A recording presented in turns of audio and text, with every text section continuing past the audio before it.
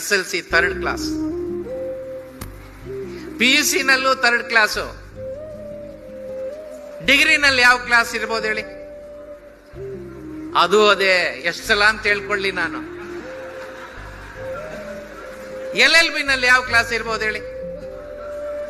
ಅದು 3rd ಕ್ಲಾಸೇ. ಯಾವುದು ಕೆಲಸ ಸಿಕ್ಲಿಲ್ಲ, MA ನಲ್ಲಿ ಸೀಟ್ ಸಿಕ್ಲಿಲ್ಲ, ಇವನ್ ಕೆಲಸನೂ ಇಲ್ಲ ಏನೋ ಇಲ್ಲ ಅಂತ, ವರಮಾನ ಇಲ್ಲ ಅಂತ ಹೇಳಿ ಹೆಣ್ಣು ಕೊಡ್ಲಿಲ್ಲ. ಆಗ ಸುಮ್ಮನೆ ಇರೋದೇನು ಅಂತೇಳಿ ಕರಿ ಕೋಟ್ ಹಾಕೊಂಡು ಲಾಯರ್ ಆದ.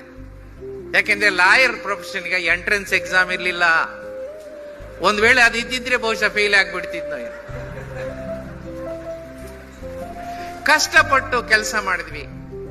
ಸೀನಿಯರ್ ಹತ್ರ ಬಯಸ್ಕೊಂಡೆ, ಆಪೋಸಿಟ್ ಲಾಯರ್ ಹತ್ರ ಬಯಸ್ಕೊಂಡೆ, ಕಕ್ಷಗಾರರ ಹತ್ರ ಬಯಸ್ಕೊಂಡೆ, ಜಡ್ಜ್ ಹತ್ರ ಬಯಸ್ಕೊಂಡೆ.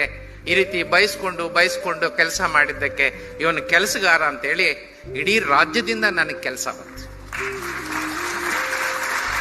ಹೊರ ರಾಜ್ಯಗಳಿಂದ ಕೆಲಸ ಬಂತು.